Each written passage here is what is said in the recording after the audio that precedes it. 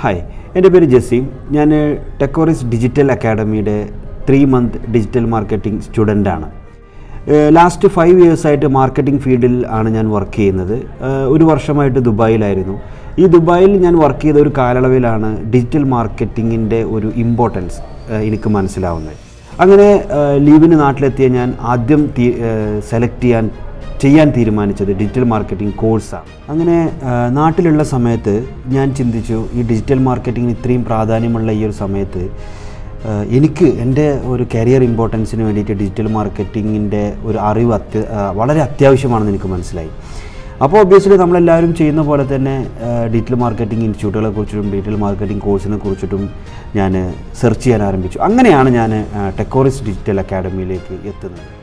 ടെക്കോറിസ് digital academy ഞാൻ select ചെയ്യാനുണ്ടായ ഒരു പ്രധാന റീസൺ എന്ന് പറയുന്നത്, ഇവിടെ ഡിജിറ്റൽ മാർക്കറ്റിംഗ് നമ്മളെ ട്രെയിൻ ചെയ്യുന്നത് അല്ലെങ്കിൽ പഠിപ്പിക്കുന്നത് ഈ ഡിജിറ്റൽ മാർക്കറ്റിംഗ് ചെയ്യിപ്പിച്ചുകൊണ്ട് തന്നെയാണ്. അതായത് ഒരു ഏജൻസി ബേസ്ഡ് ഡിജിറ്റൽ അക്കാഡമിയാണ് ടെക്കോറിസ് എന്ന് പറയുന്നത്.